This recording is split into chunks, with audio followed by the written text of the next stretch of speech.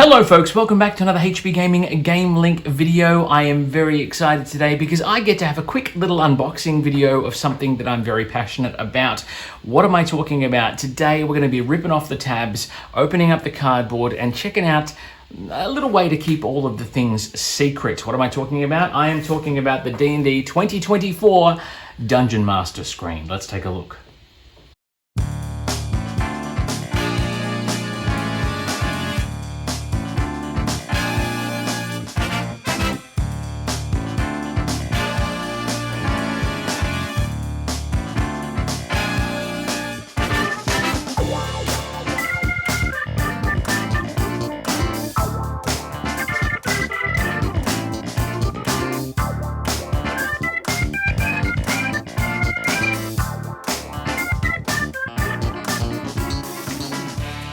Welcome back, ladies, gentlemen, kobolds and goblins. It is very exciting to have you back with us once again for another unboxing video of epic proportions.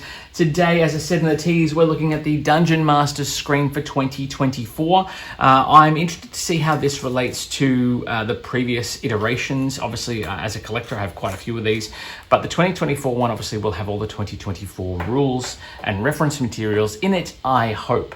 As you can see on the overhead, there it is. It is got this gorgeous little D20 here, Dungeon Master screen, etc. Gold dragons, red dragons, and it looks like they're coming over the screen, which is quite cool. On the back, it references a bit of information. It's got a preview of the actual artwork as well by Joy Ang, which is quite spectacular, and it helps obviously keep the information hidden. It is a 4-panel screen, as they should be. 3-panel screens I find just don't quite give me enough coverage. But let's rip it off like a band-aid. Here's the tab, and oh, look at that. Absolutely spectacular. There's always an issue, and I don't have my trusty knife with me, but that is my folly. Should have done it like that.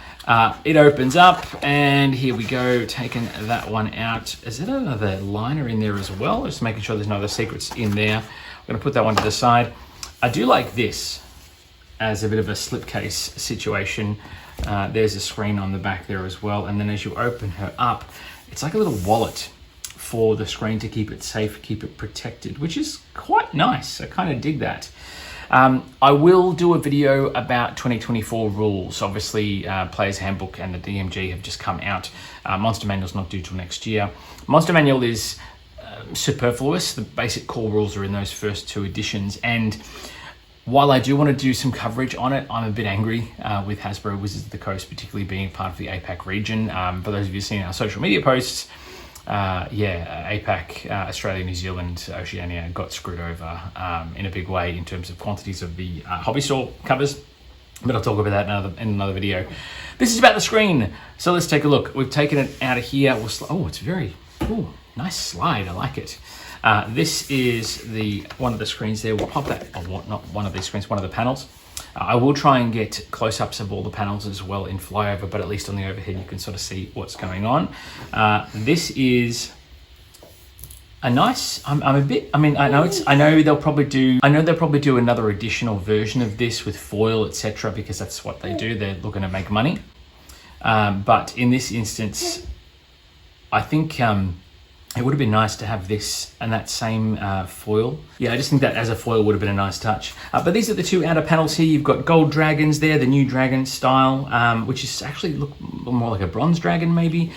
You've got dragonborns and things. I'll show you the artwork on those. Flipping it over to the other side, and you've got this gorgeous, all the different species that are here, dragonborns. You've got this guy over here. You've got a Goliath here. You've got what appears to be a tiefling maybe, or a drow, dragonborns, gnomes, dwarves, halflings, all sorts of bells and whistles, all staring at a D20 of epic proportions. Very, very cool indeed. I will try and get a wide shot of all of the artwork as well. But if we turn it over once more, back onto the other side, tieflings here. Yeah, I like it. And then we flip open into all of the information you can see on the side. We'll go panel by panel. So all the different condition references. Now I find this is probably one of the most important things that I use with my DM screen when I'm at physically at a table, because the conditions, there's a lot of them. Things can change. You might have to improvise based on situational things that players try and do. I had someone make an improvised attack with a bag of caltrops and crit. As a result, they threw a massive bag of caltrops that had like 100 in it, like a whole backpack, lost most of their inventory, but did 200 points of damage, and we had to improvise what conditions blinded, etc. that was going to go for. So having that as a reference is always nice. It gives you speed references for each, which is fantastic. On this side, you've got improvising damage, as I just mentioned, very, very handy in terms of your randomizing damage, I guess, when people do random things or plummet 200 feet to their deaths. We'll talk about that another time. Character levels, so based on how severe the damage might be. Is it a nuisance damage of 5 points? Is it deadly damage 11 points, etc.? Improvising dice, so you roll tumbling into a vortex of fire emblem across by the jaws of a godlike creature or moon-sized monster. 24d10 worth of improvised damage is about the amount of bludgeoning damage players took when they plummeted 200 feet through a portal and smashed into a 20-foot thick stone wall. I am planning on doing a video of some of the best deaths I've ever experienced. Look out for that one. Actions. So this details all the new actions based on 2024. Attack, dash, disengage, dodge. We know about those. Taking a magic action, an influence action, utilize, which you get a free version of, and then obviously you can take a utilize action if you wish. Long jump and high jump references, concentration, how that works, and then sliding it along onto the other side, you have this reference to skills and skill checks, death saves, object and armor class, object hit points for different things, typical difficulty classes, light sources and how much light they produce, travel pace, travel terrain, cover, how audible you can be at distance if you're talking about if you're trying to be quiet, what sort of noise you might make, are creatures within that range, and then weather, which you can roll on a d20 to make random weather checks, which is awesome. But otherwise, it's all pretty much stock standard sort of stuff.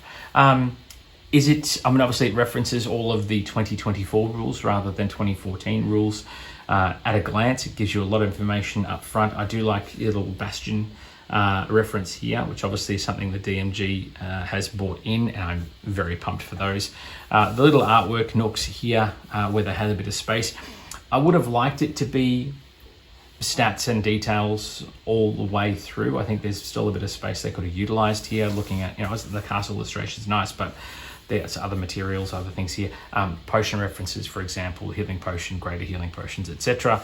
I mean, they haven't really changed too much, but at the same time, it's nice to be able to have that as a reference at a glance rather than having to look it up. There's space here, but they could have fit a few more things in.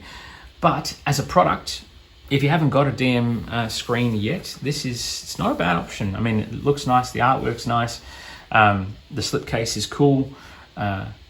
Will it do what it says in the box? Yes, and then some. Is it as flash as some of the other screens that I've got? No, I don't think so. The Spelljammer screen is spectacular in my opinion. It's got that silver foil ampersand on both sides. It has the beautiful Astral Sea artwork. Even the Planescape DM screen is not too shabby either. My go-to DM screen is the one that came with the Extended Rules gift set. It's got nice foil and noblements and stuff, really fantastic. And it's my go-to screen when I'm at the table. But I don't mind this. It's a nice product, and if you don't have one, it's a good starting point. But if you're a collector like me, you'll have different DM screens for different campaigns that you're running or different scenarios. So, to wrap up, what do I think? Look, it does what it says on the box. Is it as good as some of the other screens that are out there? No, I don't think so. But as an entry-level point for 2024, for those just getting into D&D, it's a great start. Will it help Dungeon Masters? Yes, absolutely. But I think there's more to be said about the DMG and everything else as well that's just come out. We will get to that in due course. Thank you for joining me once again, folks. I'd like to hear your thoughts on the DM screen. Let me know in the comments below what you think. Xavier, who is off camera, has let me know his thoughts today. But yeah, let me know your thoughts in the comments below. Love it, hate it? Should there be more information? Should they have chosen different information? Would love to hear your thoughts from the community as well. Thank you very much for joining me once again, folks. We'll see you back here very, very soon for more epic board game and tabletop content. But make sure you subscribe. By all means, we're taking memberships now, so help us out if you would like to. We'd be very much appreciative of that.